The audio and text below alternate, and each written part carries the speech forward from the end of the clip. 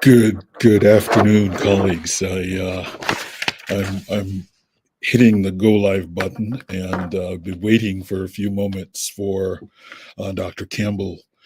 He is, tells me, on his way from a, I guess, a outreach visit in Plaisance or something of this sort.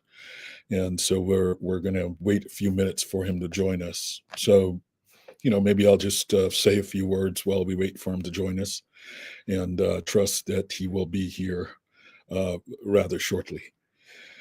So, while we wait for Dr. Campbell, he's running a few minutes. As I've said, he's running a few minutes behind schedule. Perhaps I should, take a moment to provide some additional context for today's conversation and why I believe it matters really so much for Guyana's political future. The GBJ, we think that the recent general elections have fundamentally reshaped Guyana's parliamentary landscape. I think for the first time in recent memory, we have a three-party system in parliament. Really four parties. The governing PPPC. So he's just he's here. So I was just adding some context, but our guest is here, and I know you can take a moment and gather your breath. You don't have to rush. Thank you. Are you hearing me? Yeah, I can hear you fine. Let me set up. Take your time. Take your time. My apologies. I just have to start it exactly at the time that it's scheduled, because I don't want to, have folks join and then wonder whether or not we were there. So Right. better for me to say a few words. Take your time. No, you can go ahead. You can go ahead. All right. So I'll start for real now. So once again, good afternoon to everyone. Thank you for joining us from across Guyana and across the world. I know you have one person in Zurich, Switzerland who's watching. So he says I should convey my regards to you. Yeah, I suspect I know who that is. Thank you. So I want to welcome everyone to this Transforming Guyana, New Voices, New Visions, this special series brought to you by the Guyana Business Journal. I'm your host, Terrence Blackman, chair and professor of mathematics at Medgar Evers College and founder of the Guyana Business Journal. The point, so just to set the stage, as I was attempting to do earlier, the point of this series is to bring together the sort of emerging leaders, the professionals, the innovators, the folk who are shaping Guyana's future during this, as many would say, unprecedented period of economic transformation. And the goal is to use these sort of in-depth conversations to, in a calm way, explore the challenges, the opportunities, the visions that we think will define our nation's next chapter. Oil wealth and opposition strategy in this case. And we'll try to ask some questions that we think matter to Guyanese in Guyana, but also to Guyanese more broadly in the diaspora. So to set up today's conversation, if we look at the recent elections, the political landscape has shifted dramatically. And today, I think we have an opportunity to speak with someone at the heart of that change. A new voice, bringing a fresh vision to parliamentary politics. Our guest is known to many of you. He's Dr. Terrence Campbell, MP. And while new to the halls of parliament, he is certainly not new to leadership. He's not new to strategic thinking or navigating complex challenges. And in some sense, Dr. Campbell represents exactly what this series is about: a new voice with a distinctive vision, bringing decades of private sector experience into the public arena. And so we see him bringing to politics a rare combination of academic excellence, if one can still laud academic excellence. I know that we still do, and practical business experience that few can match. I'm often tempted to say a few things, but I think it's important because, there are not only guests in Georgetown who know you very well, but there are also guests in Houston and Washington, D.C., and New York and London.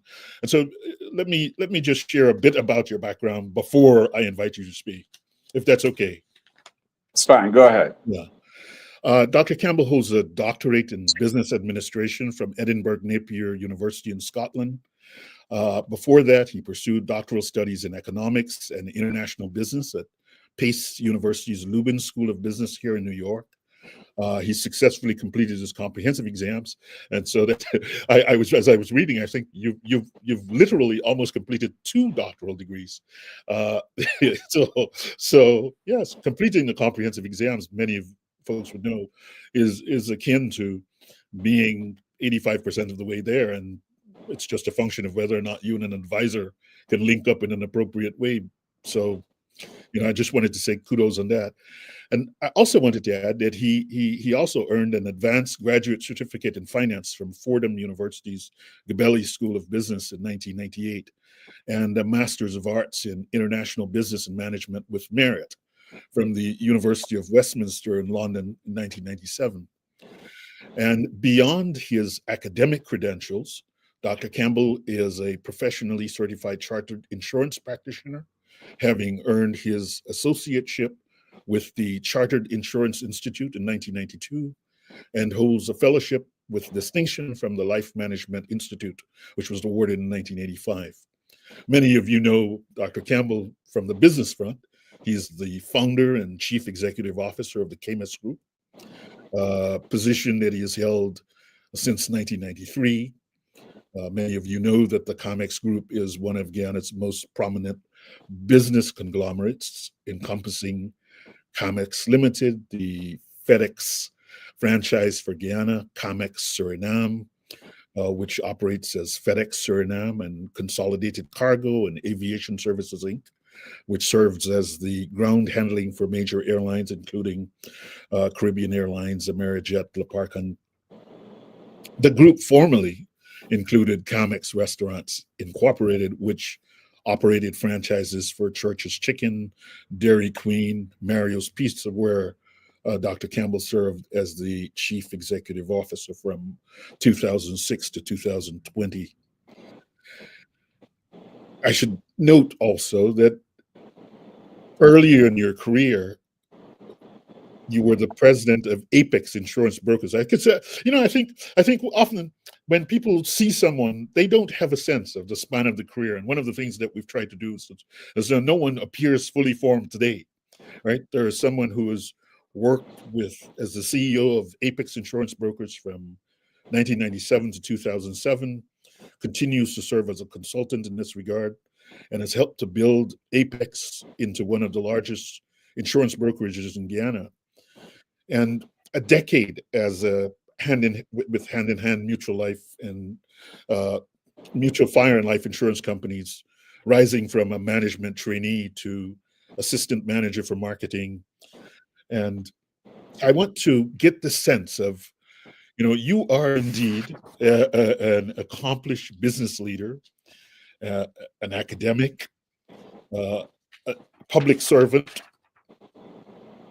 and you're stepping into this new arena, taking on the helm as the leader of the Partnership for National Unity parliamentary team. And I think your story kind of embodies the spirit of what we're trying to communicate in this. We need new voices, challenging the sort of conventional thinking, a new vision from how Guyana can navigate this transformation. And so, Dr. Campbell, we want to thank you so much for making the time to be with us. We want to welcome you. And perhaps I should start there. You've built this significant business empire: logistics, insurance, hospitality, aviation services. You hold a doctorate, multiple advanced degrees, you're a respected voice in private sector, decades of proven success. why you yourself describe yourself as a newbie to Parliament. What motivated you? Why even take this up? That I think that's a question that most people want to know. Like, I've just read. I mean, yeah, why? So, thank you for having me on, Terrence. And that's a good name, by the way. I like that, and I see that we both have the two R's and E in both places. So and I've taken note of that. and this is an interview that has been long overdue.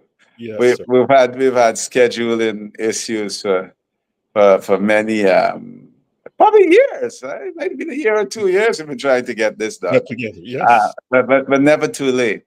And even today, there was a scheduling issue which caused me to be a few minutes late. I was out on an outreach in Plaisance, working that area. So apologies for being late, and thanks again for inviting me to your program. I'm getting a little feedback. Can you hear me clearly? Yeah, we can hear you. Great. You know, there are two things that drove me. One, I've always been an anti-corruption activist. I would have been in my late 20s, probably just 24 years old. I think it was around 1988 when I decided that as I entered business, just starting business, I looked around Guyana and there was a lot of corruption, a lot of evasions of customs duties and so on as people engage in business activity. And I decided that, having come from an insurance company background where I was a senior manager by the time I left, I worked in a company that didn't dotted the I's, crossed the T's, did everything by the book. I had a general manager, Walter Spooner, with whom I'm still in contact. And we did everything right, and we were able to make a profit. And that was the lesson that I took with me into my entrepreneurial career, that you can do everything by the book and still make $1. And so as I continued, corruption has only gotten worse. And I would submit to you that the reason you and many of our top minds much sharper than mine, live abroad and live outside of Guyana is because of corruption. And I just had a conversation earlier today with a good friend. And, success in Guyana belongs not to the professional, really, the professional class. It belongs to the class that are willing to take risks that with the rule of law, risks with corruption, and so on. The greatest benefits from our economy currently flows to those who are not willing to honor the laws of Guyana, who operate without ethics in professional life.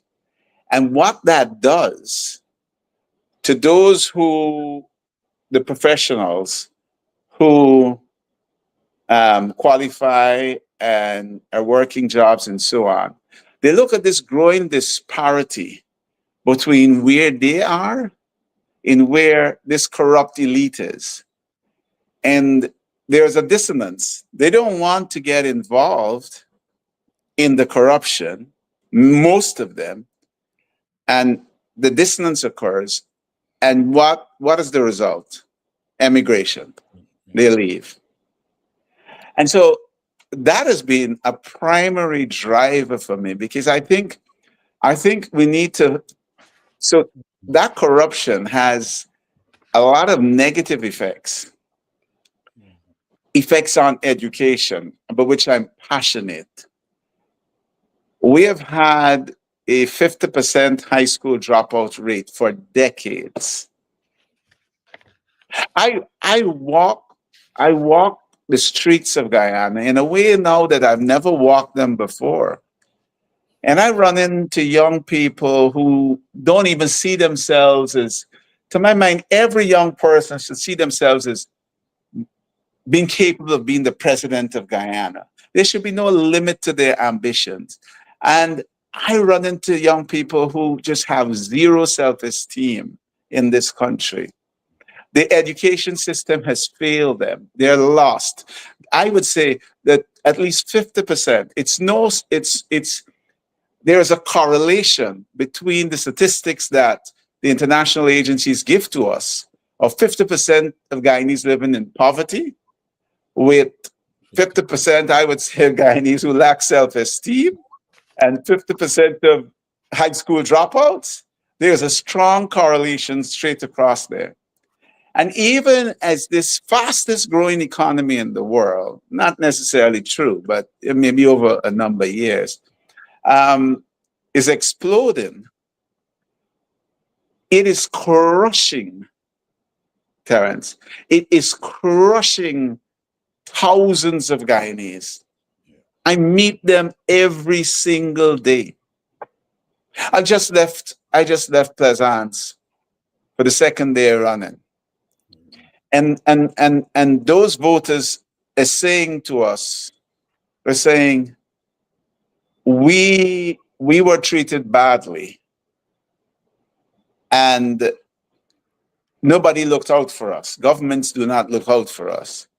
And we have to assure them that, listen, we understand what was done wrong, and we are guaranteeing you that if we return to power, we're going to look out for you, because you are the ones who we need to put us back in power. So the passion for this now is driven by, it was driven first of all because I was an anti-corruption activist, and that corruption has led to inequalities and inequities in health, in economics, in everything in this country. And unless we fix corruption and the inequities that are there, because at the policy level, we don't have national policies that are real. We have national policies to give handouts to those crushed in this economy, in this oil economy. But we don't have national policies to lift them out and give them a sense of participating in this economy, of developing them, of self-esteem. We don't have any policies to lift them out of that poverty. We have we have policies just for handouts. And so I am into politics with the goal of transforming that. The goal, I think we have to remove corruption. We have to address inequities at the policy level so that we make life better for all Guyanese. I am of that independence generation, born in 1964, just 2 years before independence. And I detest where I see Guyana today. And I'm in politics, with whatever little years I have left to make a change. So part of my legacy must be that I fought for and made a change in the direction that we're heading. No, thank you for that. I think I better understand your motivation. I mean, and I think you're right. There's a sense, recently I was having a conversation with someone, and the model of Singapore came up, and they have this sort of meritocracy, pragmatism, and honesty, and their zero tolerance for corruption. And they felt very strongly that corruption was a kind of cancer that would eat away at the society. So I think I see the motivation for you coming, and this now gives me a sense, because I wanted to ask you about that, because I remember you were engaged with this ANA thing earlier around the constitutional reform and Rise Guyana before ANA. Rise. Yes. Rise. Mm. And that was his ad. So now I have a better sense of why something like Rise kind of animated you. It was more a sense of, we want to see a society that works, in which, you know, the rule of law, broadly speaking, is applied evenly to all of the people who are a part of this thing. And so I'm not going to ask you this. So here's where I want to ask you, because you just led me there. So this is about, like, you started to talk about the visit to Plaisance and some of the challenges, the deep-seated psychological challenges, economic challenges, social challenges that you see the people who are naturally, you see it in 50% educational challenges.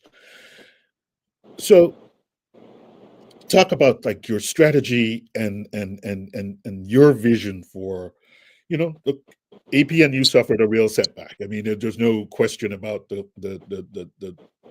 sense of that setback. And I know I've seen, and I guess you are already, right? You've been saying, you know, you're ready to work very hard. And so I wanted to say, wanted to ask, like, what in the next 90 days, what is the immediate concrete 90-day plan for rebuilding the public trust, demonstrating that APNU's relevance to the average Guyanese citizen who, as you rightly note, are looking for something new? And I mean, and I don't know if you want to address that, but as I was coming in, someone sent me a note, as you know, people, because they knew I was talking to you about the resignation today of the former mayor, Ubraj Narain. And so it's that sense in which, okay, I'm not resigning if I feel we're going in the right direction. So I want to know, like, what's the 90-day direction, and convince us that we convince the audience that they should be getting on this train with you. First of all, let me say, since you raised it, that I have met Ubraj on a few occasions, and I wish him well in all of his future endeavors, political or otherwise. I just want to set one thing straight. I heard him say that he called me about outreach, and that is incorrect. I called Ubraj simply because I heard that I was told by Norman Brown that Ubraj intended to launch an attack on the party. And I called to find out what was his reason, what were his reasons for attacking on the party. And we did have a discussion about outreach. I just want to set that straight because I think it's important. Ubraj didn't call me about an outreach. I called Ubraj because I had been told that he intended to put an attack on the party by Norman Brown. But I want to wish him well in all his future political endeavors. It's hard for me, Terrence, to speak about a 90-day plan on my own that has not, been endorsed by the Central Executive Committee, at least, which is currently outside That's of. an interesting thing, whether you want to respond to it or not. Actually, that was one of Right. the structural things. Yeah, outside. The Central Exec is the highest decision-making arm of the body outside of General Council and ultimately the Congress of the party. But what I can tell you is that one of the first things that we had to do, and I will not say everything, obviously, some things are strategic information, but one of the first things that we had to do was to determine what were the key drivers of our electoral performance. And the original plan was to engage a professional firm for a survey to try to get the dimensions of that loss, truly understand it, a deep dive. I think what eventually ended up happening, we never engaged a professional firm, but we hit the road on a listening tour, which continues up to now. And at the end of each outreach, yesterday, today, where there's a report written up, and without complex quantitative analysis, we can see teams. I can switch to more qualitative analysis, much to your displeasure. But we can see teams emerging as to what the drivers of that loss, or were the drivers of that loss, And from those teams, then comes the strategy, to turn around the fortunes of the party. That listening tour is still ongoing. It's been expanded nationwide, and it's going in. We've moved from like single teams working across to multiple teams. And just to briefly return to Ubraj's interview with Norman Brown, I heard him complaining that there was an outreach planned yesterday for Albertown, and that it did not come off. He did mention something about Plaisance. MP Psycho Andrews and I were in Plaisance. We were working with another team in Plaisance. I had promised that team that I would work with them, and we were disappointed that the Albertown outreach did not take place. But at least something is happening. Imagine 5 years. You know what's tough, Terrence? Yeah. 5 years. I don't think we've ever seen any political party in the history of Guyana starting its campaign with daily outreaches and activity 5 years before the next election. It's never been done. It's never been seen. But yet, you have someone who, because a single activity, we must have had, I don't know, I know it's way past 20, probably close to 50 outreach activities since the last election. We are literally working around the clock. Saturday, Friday and Saturday, Dartmouth. Monday, Ling Avenue. We had some rains on Tuesday. Wednesday, Plaisance. Thursday, Plaisance. Tomorrow, New Amsterdam. It's literally around the clock. I've been, a friend of mine said, you have a Garmin watch. Check your body clock, or your body battery. Yeah. And because I said, I go to bed tired and I wake up tired. And so apparently with this body battery, when I wake up, I should be about 80 or 70. Only one day in the last 2 weeks, I was 80. Every other day, I was below 50, falling to as low as 5. No, I have to say that part of this thing is you have to be there 5 years from now. Exactly. But we are pushing. And so sometimes it's frustrating to hear criticism because a single outreach did not take place. But anyway, to get straight back to topic. So I think at this point, we have not exhausted the listening tour, but we don't see new teams emerging. Basically, there are 5 teams that have emerged that signal the reason for our loss. And we've saturated, as we would use in qualitative analysis, we've saturated the data saturation, and so we don't see any new teams. What are the drivers of the loss? And now it's time for us to start putting in place strategies to turn that around. But that's only the political aspect, the hard in the trench political aspect of being an MP and the parliamentary team. In Parliament, you would have seen that our team has put forward from the get-go more motions, questions, bills than any other team on the opposition. So we intend to be very aggressive, even though we're only 12, and to hold the government accountable. And we've touched them on everything from national security to local government to vehicle registration to the NRF to biometrics, gold scholarship, everything. We have been out there to agricultural issues. We have gone and we have already laid motions, questions, and even bills before the National Assembly.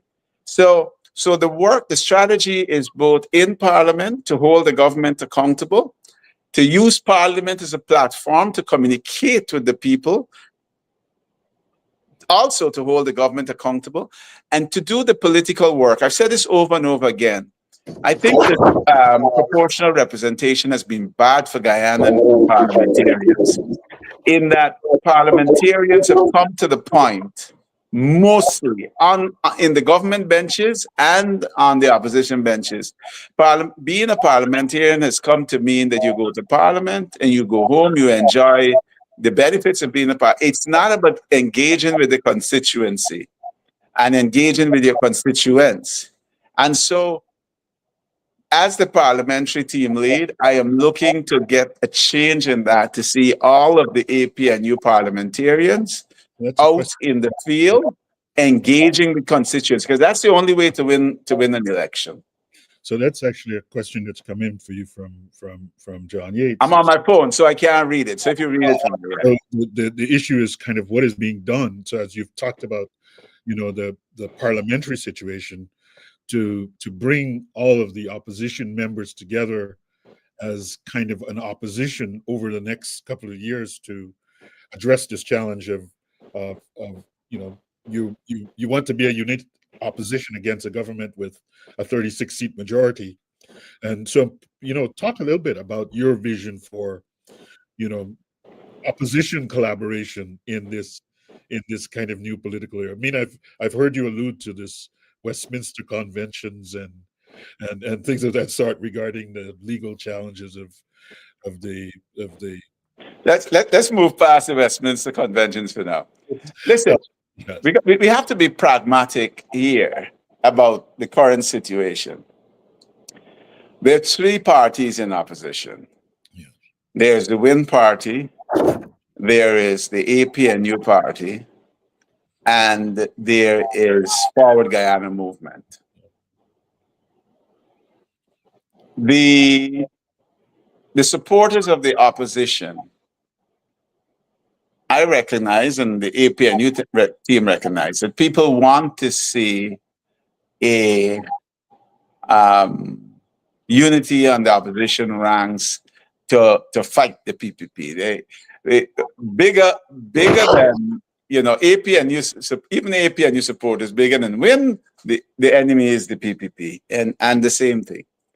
However, let's be realistic. The Win Party, prior to the election, did not want a coalition with any other. They insisted that they were going to do it alone. I think the leader of that party is on record as saying he was going to do it alone. And so, at the end of the day, let's be practical. There is always going to be some competition there between the parties. Forward Guyana Movement wants to grow. They want to grow from 1 seat to take leadership. Win wants to grow from 16 seats to take leadership. What's wrong with the APNU? Go to and bite me, to quote Clement Roy. So we have to be pragmatic here. There will be areas where there will be cooperation, and there will be areas in which we will seek to advance our own issues. Yes, we want the APNU is determined to rout the PPP by 2030. And for those, I put an equation on Facebook, I think it's yesterday. I said, those voted for PPP equal X. And those who did not vote for PPP equal X. I could actually put those who did not vote for PPP equal X plus. Because there is a tremendous opportunity as we go out and as we engage with the voters. We understand that many of them did not vote, and they did not vote because of those 5 dimensions that have emerged as teams. And if we can correct those dimensions, then a lot of them, they have said to us, it's left to be seen, they will come out to vote. There is not an occasion that we don't go out and we don't ground with the people and they don't say that, here, we're going to give you guys a chance, right? That happened including 10, 15 minutes, 20 minutes ago, right? So So there will be cooperation, for example. So there is some competition that's out there, and we are focused on growing, increasing our support come the next election. We are focused on bringing that X plus others, but the X plus that stayed home out to vote, right? And so those who think that the APNU is a spend force, it is not.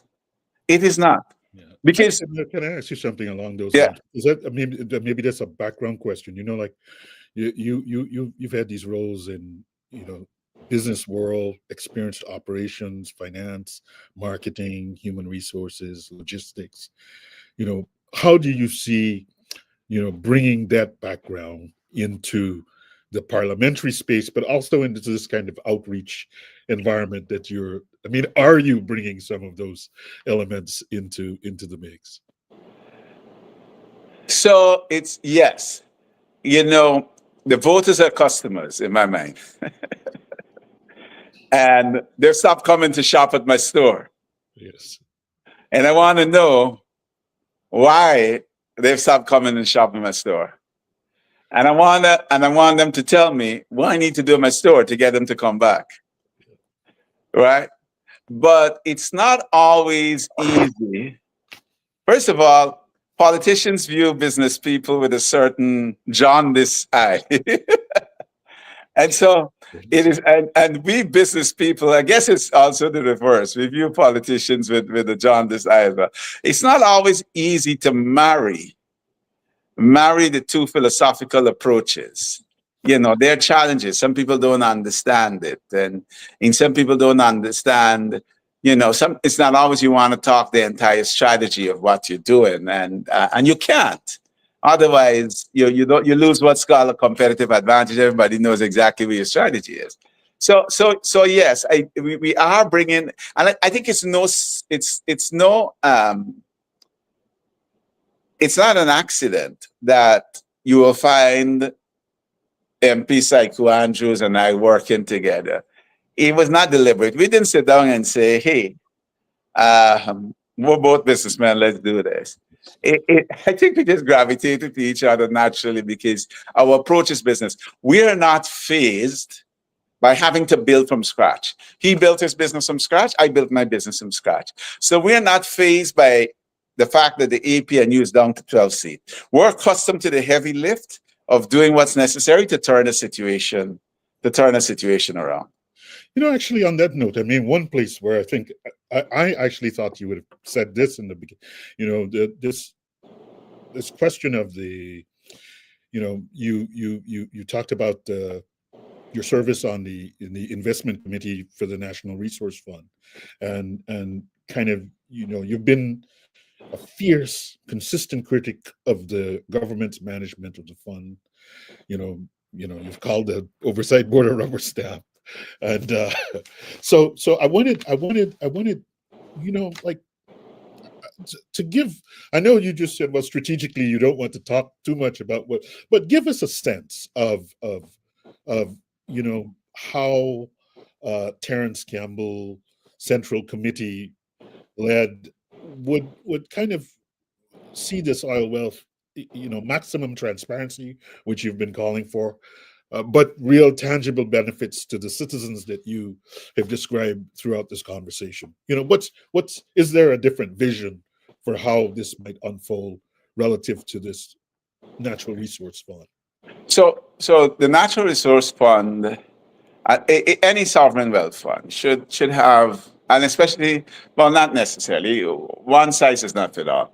In Guyana's case, it should have a economic stabilization aspect.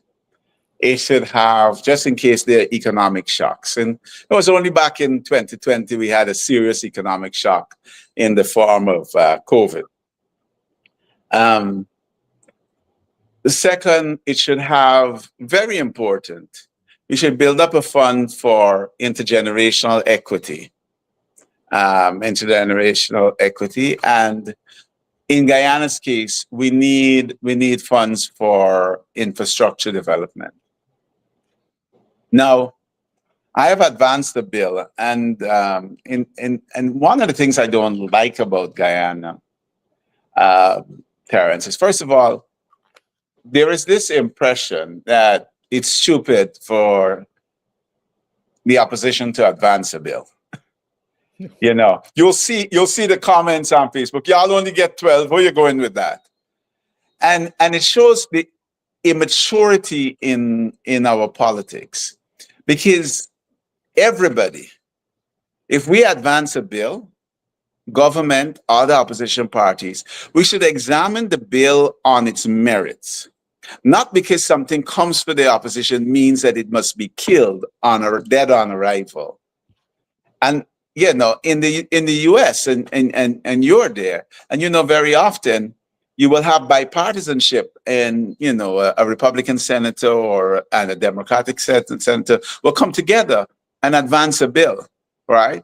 And here in Guyana, you know, we have advanced a bill which is subject to debate, and on the Natural Resource Fund. And one of the things, so let me share a little bit about that, and because that kind of explains the view. When Guyana discovered oil, there were fears about whether it would result in any tangible benefits for Guyanese, because we had seen examples around the world of countries that had developed oil sectors and where the people were still as poor or worse off, you know, after the discovery of oil than they were before. Right next door we have Venezuela. We don't have to look very far. We don't have to jump, you know, all the way, you know, anywhere else. Right next door in Venezuela. So there were fears, and one of the ways in which we could try to prevent such an outcome was a sovereign wealth fund. Now, oil is a non-renewable resource, right? Depending on who you listen to, say the International Energy Agency says oil demand will probably grow on. Then it will be strong, so it'll grow until 2050, and then it falls off. So maybe we got 25 years of oil. Maybe we have less, because even as they say that, they also say that 2025 will see surplus oil production, which will probably drive price down, right? All of these things have impacts for how, whether we last until 2025, or on the other hand, you know, production increases, so we end up with surplus oil and price goes down. They have impacts for our earnings from oil and what we'll be able to do with it. So at the end of the day, whichever view you take, we have to take a wise approach to our oil wealth. Now, what we have called for is transparency on that oil wealth. It's like, you know, I bequeath to you a $10 million. You know, ideally, from a conservative economic perspective, I'd like to see you invest the 10 million, and so that you get an income that you can enjoy, you know, in perpetuity, right? So we have asked, listen, we want transparency, since these funds are coming from a non-renewable resource. We want transparency on those funds and how they're being spent. But that's not my only concern. I have another concern with the rate of depletion of our oil wealth from the NRF. But let's not jump on the depletion, because with the depletion, it means we're not putting aside enough for economic stabilization. We're not putting enough for intergenerational transfers. But let's come with the spend. We want visibility on how this is being spent, right? And it's subject to debate. The bill that I've advanced says, hey, put the funds into infrastructural development, right? Now, let's be clear. Infrastructure development does not mean that the poor does not get benefits from this. I'll tell you for one, and I make no bones about this, some of the inner city, you know, housing that were built years ago under the Burnham administration, where people can't even get water on their top flat, Terrence Campbell by himself. Don't take this as coming from the APNU. Terrence Campbell by himself will have absolutely no qualms about range by range, taking them down and putting those people in proper housing, Yeah. right? That's infrastructure development. It's a benefit being delivered to the poor. Yeah. When I build a new school or a new hospital, right? That's also infrastructure development. But some people, some economists and some observers got a little alarmed by my saying infrastructure development. But what happens with the oil money? Prior to oil, our tax revenues and loans that we borrowed finance infrastructure. What happens now is that oil money comes in and it doesn't, even at this point, it doesn't fully fund our infrastructure development. But it funds, if you look at the infrastructure budget and you look at the oil revenues, it's a little short. If all were put to infrastructure, it would still be short, right? But what the oil funds have done is then, if oil funds are directed at infrastructure, it relieves the recurring revenue from taxes and so on to do other stuff. So some people have argued, hey, people are not going to get cash transfers. Yes, people will get cash transfers. It'll come from the recurring revenue. And so the vision, but all of this, like I said, all of this, we need to move our politics to a more mature level where a bill is presented, maybe it's sent to a select committee, we discuss it, and then we produce something that everybody can agree on. But it must not be that politicians in Guyana jump up and say, where are they going with this bill? They only got 12 seats. That's dead on arrival. That is immaturity, and I will fight it with my last breath. No, I think there are two questions up. You see, it took so long to make the conversation, and already the hour is running out. But I wanted to do two things. So this one I wanted to say. When we kind of did like the analysis of you talked about like tangible benefits for the population, and it was true. I mean, it was objectively true that in the last election, the APNU, by way of the manifesto, had put forward kind of really the most. So we went by the metric of, if you wanted to reduce poverty for the most people in the shortest period of time, then the set of proposals in the APNU's plan would have been the set of proposals that did that the best among all of the plans that were there. So the point is, I want to know, is this still a part of that kind of vision of the APNU and Terrence Campbell's sort of parliamentary? And then to kind of go on just a little, you sort of said, well, like, I'm a benevolent capitalist. That's how you described yourself. And so I wanted, because that's also part of the Guyana Business Journal, is to think about ways in which we get more entrepreneurial, we get more small people in businesses from a wider spectrum of communities. And I want you to talk to, like, what sort of plans do you have in that regard? So first, the question of, how you structured the sort of economic plan going into the elections, and then more specifically to talk about ways in which, you're aiming at supporting small business in an inclusive fashion to participate in some meaningful way in this value chain that we're currently blessed to be a part of. So you mentioned the manifesto, and you mentioned the fact that it was the best plan for reducing poverty in the shortest period of time for the in short period. Yeah. And you asked whether that is still the plan. It absolutely is still the plan. We are limited, though, as an opposition. We cannot really bring motions and bills that will produce a charge on the consolidated fund.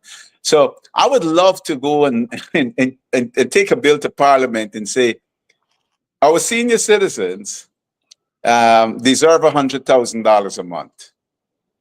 But we're not allowed to bring that type of financial bill. If we were allowed, that would perhaps, even before the NRF and any of the other questions or bills that I've advanced, that would be the first. So we remain committed to our manifesto promises. On a personal level, Terrence, I am even more committed now in November than I was in July when I started to campaign with the APNU. And the answer is I have walked the streets of Georgetown and its environs, Region 3, and parts of the East Coast. And I have seen astounding poverty. I have traveled the world. You know, I've been to Soweto when things were really rough. I've been other places in the world where things were really rough. And I have seen poverty in Guyana that matches those circumstances. You know, the other day I was moved by an article and I got some licks on social media for it. It bounced off. But let me say that I saw weight challenges that were not the weight challenges in those inner cities. They were not the weight challenges of too much steak, lobster, and caviar. They were the weight challenges of diets of calories, just pure calories, nothing else, right? And so on a personal, as the APNU remains committed to reducing the cost of living and reducing poverty or ending poverty in Guyana. Current policies of this government are not focused on that population, and they're Guyanese, and they deserve to benefit from our oil wealth. Yeah. But on a personal level, having seen what I have seen, and just because I can call the areas, but I don't want to exactly. But I have walked, and there are places that I never knew existed, Terrence.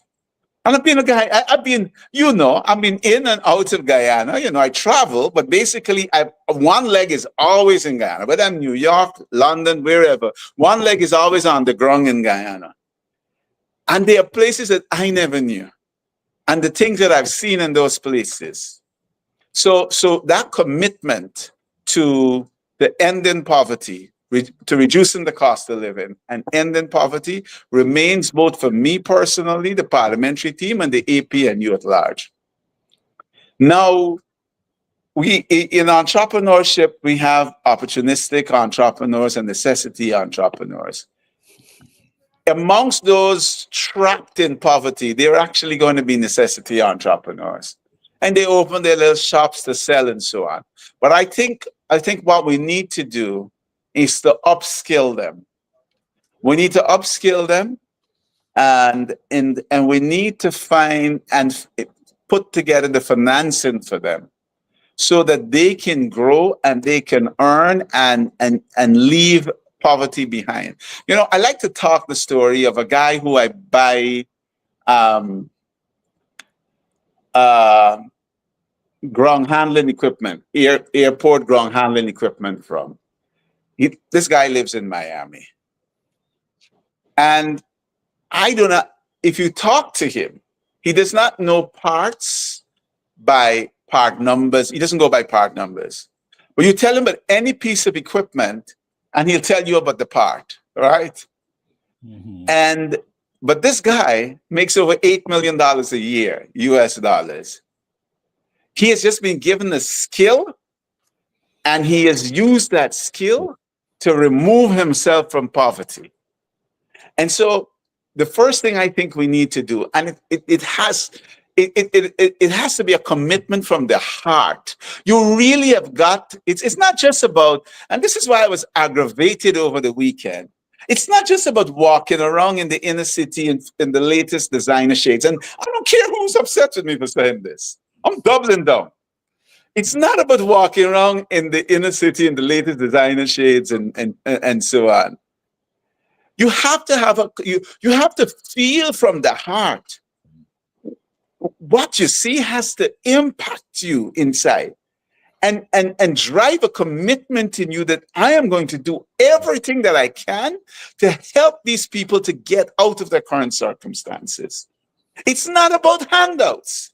It requires more. Yeah. And I think it requires upskilling them, maybe even one by one.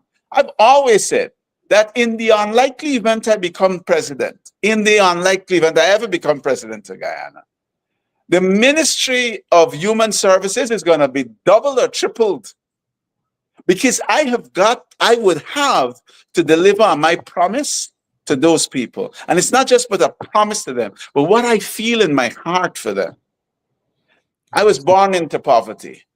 Only today, a good friend of mine for 5 years, I shared the story. I've never shared the story in detail in public.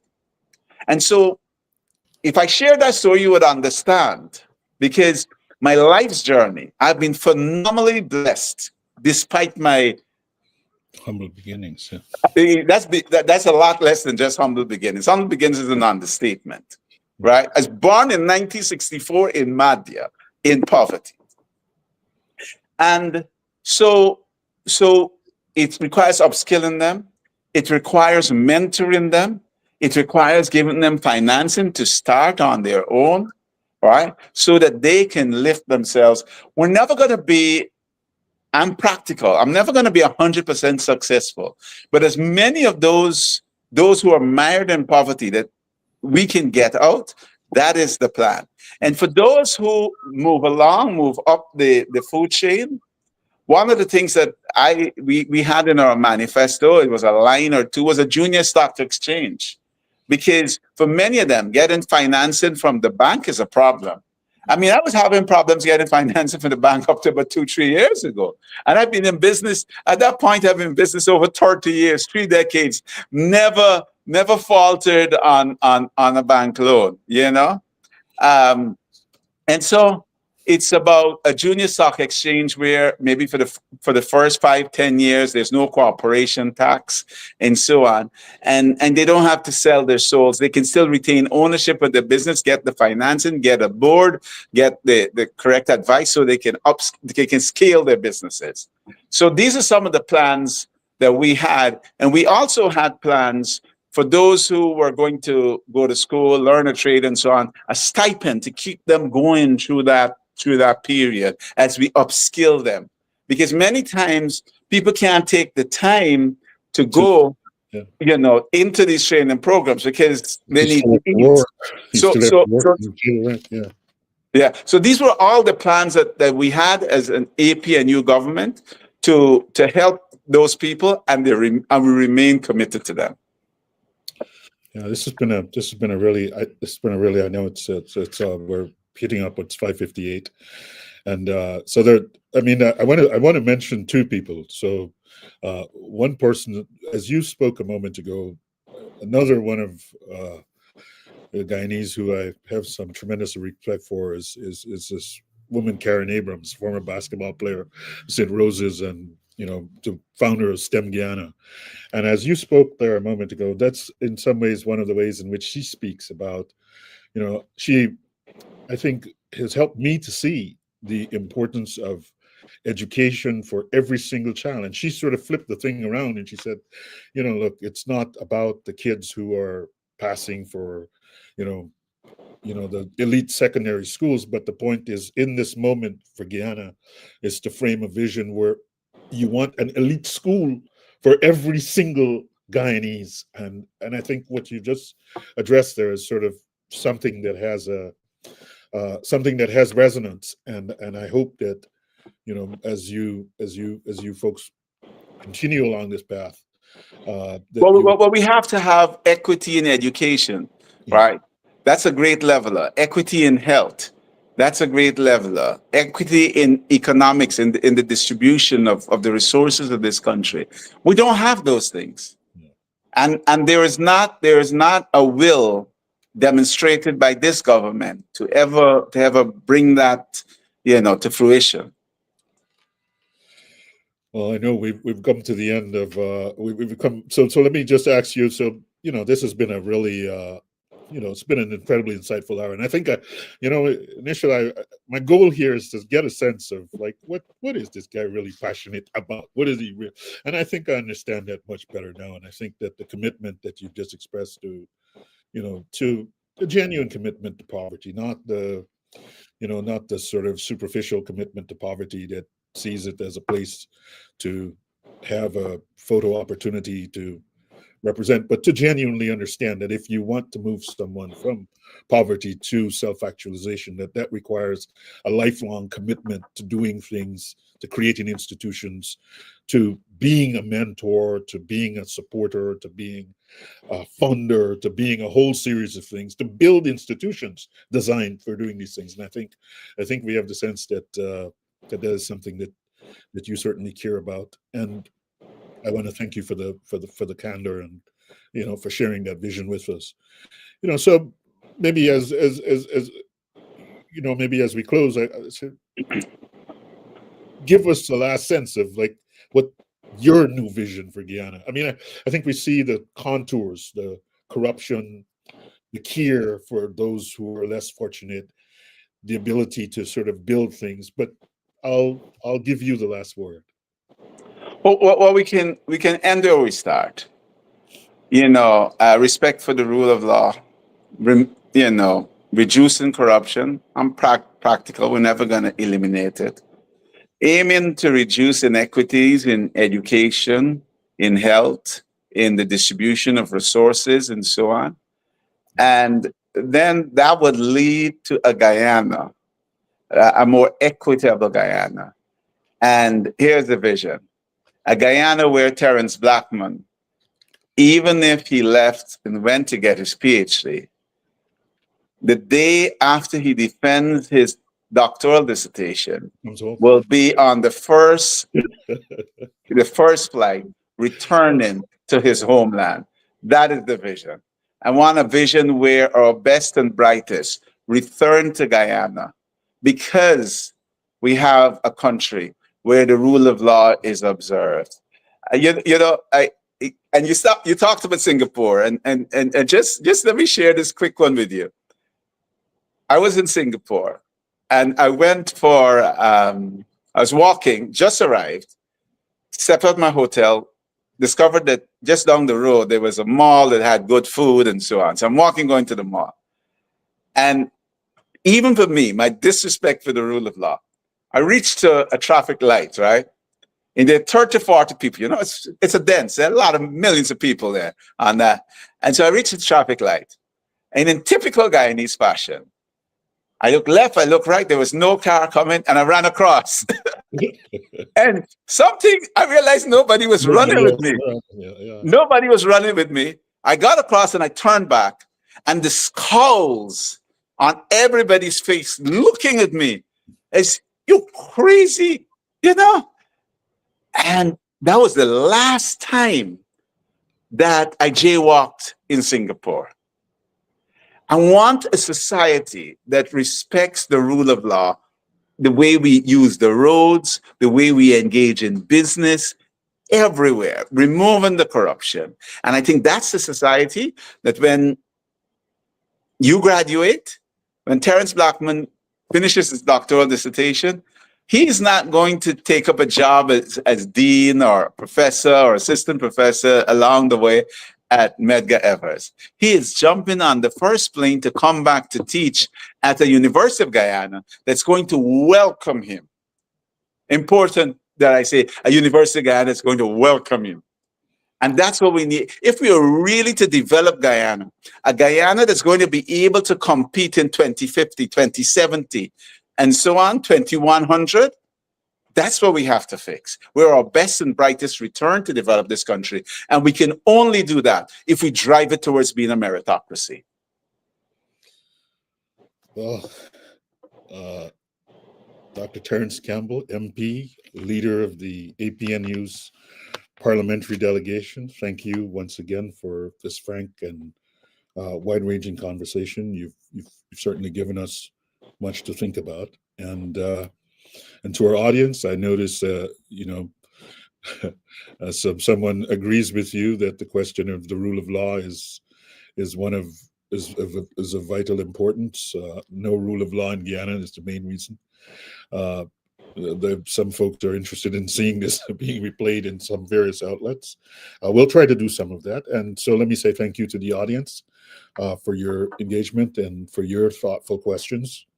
And we hope that this is what the Transforming Guyana new voices, new visions can create a space for, this kind of honest dialogue about the challenges and the opportunities and the sort of ideas that will shape Guyana's future. So whether you agreed or disagreed with what you heard here today, we hope this has sparked some clarity for you and sparked your own thinking about the path forward. So thank you very much, Lily 9661. It was indeed a great conversation. Thank you very much. I'm going to end the stream. Thank you, Terrence. Thank you.